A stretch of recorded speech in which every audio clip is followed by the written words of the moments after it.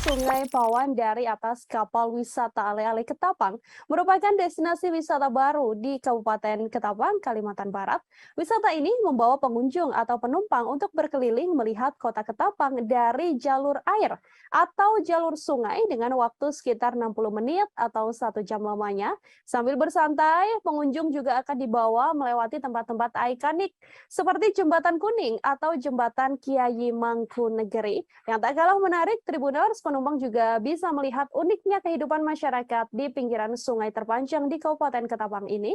Informasi lebih lengkapnya sudah ada wartawan kami dari Tribun Pontianak, Nur Imam Satria, yang akan memberikan informasi lebih lengkapnya untuk Anda. Halo Imam, silahkan dengan laporannya. Halo Nila, Tribuners sekalian. Nah, jadi menyusuri Sungai Pawan di atas kapal wisata ala-ala Ketapang ini merupakan destinasi baru di Kabupaten Ketapang, Kalimantan Barat. Di atas kapal wisata ala-ala Ketapang ini, itu penumpang atau pengunjung akan dibawa berkeliling kota Ketapang melihat dari sisi lain, yakni jalur air atau jalur sungai. Dengan waktu tempuh itu sekitar 60 menit atau 1 jaman. Nah, sambil bersantai, Tribuners diajak dan dibawa ke tempat-tempat yang ikonik di Kabupaten Ketapang seperti Jembatan Kuning atau Jembatan Kiai Mangkunegeri. Nah, selain itu, Tribuners yang tak kalah menarik juga, nah, sambil menyusuri sungai, Tribuners juga bisa melihat uniknya kehidupan warga Kabupaten Ketapang dari warga pinggiran sungai di sungai terpanjang di Kabupaten Ketapang tersebut. Nah, untuk menaiki kapal wisata ala-ala Ketapang ini, penumpang akan dikenakan tiket dengan harga Rp25.000 per orang.